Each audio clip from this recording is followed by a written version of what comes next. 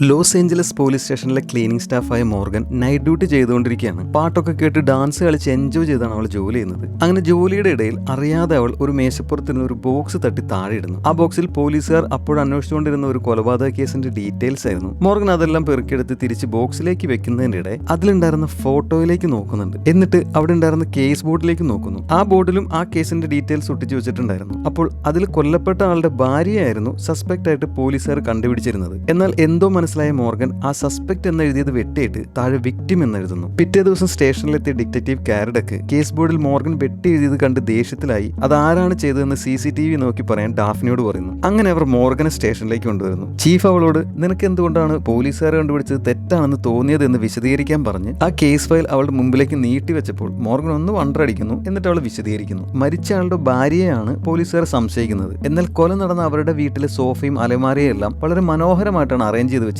അതായത് ആ വീടിന്റെ ഓണർ വീട് അത്രയ്ക്ക് ഭംഗിയായിട്ടാണ് നോക്കുന്നത്. എന്നാൽ ഒരു കർട്ടൻ മാത്രം കെട്ടിവെച്ചിട്ടില്ല. ആ വീട് അത്രയ്ക്കും ഭംഗിയായിട്ട് നോക്കുന്ന ഒരാൾ ഒരു കർട്ടൻ മാത്രം ശ്രദ്ധിക്കാതെ പോകില്ല. അതേപോലെ മോർഗൻ വേറൊരു ഫോട്ടോ കാണിച്ചിട്ട് അതിലെ കസേരയുടെ കാലിൽ മുടി ഒട്ടിപ്പിടിച്ചിരിക്കുന്നുണ്ട്. അതൊരു ടേപ്പ് അവിടെ ഒട്ടിച്ചിട്ട് ഇളക്കി മാറ്റി കഴിഞ്ഞപ്പോൾ വന്ന പശയിലാണ് ഒട്ടിപ്പിടിച്ചിരിക്കുന്നത്. അതായത് ആരെയോ ആ കസേരയിൽ ഇരുത്തിയിട്ട് കർട്ടന്റെ കൈ കൊണ്ട് കൈ കെട്ടിയിട്ട് കാലുകൾ കസേരയുടെ കാലിലേക്ക് ടേപ്പ് കൊണ്ട് ഒട്ടിച്ചു വെച്ചിട്ടുണ്ട്. എന്നാൽ മരിച്ച ആളുടെ കയ്യിൽ പാടുകളൊന്നുമില്ല. അതുകൊണ്ട് അയാളെയല്ല, പകരം അയാളുടെ ഭാര്യയാണ് കെട്ടിവെച്ചത്. അയാൾ കൊല ചെയ്യപ്പെട്ട് നിലത്ത് കിടക്കുമായിരുന്നു. നിങ്ങൾ കണ്ടുപിടിക്കേണ്ടത് അപ്പോൾ അവിടെ ഉണ്ടായിരുന്ന മൂന്നാമനെയാണ്. അയാളാണ് കൊലയാളി, അല്ലാതെ ഭാര്യയല്ല. അവൾ മിസ്സിംഗ് ആണ്. ഇതെല്ലാം പറഞ്ഞതിന് ശേഷം മോർഗൻ ചീഫ് നോക്കി പുഞ്ചിരിക്കുന്നുണ്ട്. മോർഗന്റെ ഹൈ IQ കാരണമാണ് ഇതെല്ലാം അവൾക്ക് മനസ്സിലായത്. അപ്പോൾ ഗംഭീര ഇൻവെസ്റ്റിഗേഷൻ സീരീസിന്റെ ഈ ആദ്യ എപ്പിസോഡിന്റെ മുഴുവൻ കഥ നമ്മുടെ ചാനലിലുണ്ട്. കേട്ടിട്ട് എല്ലാവരും അഭിപ്രായം പറയണേ.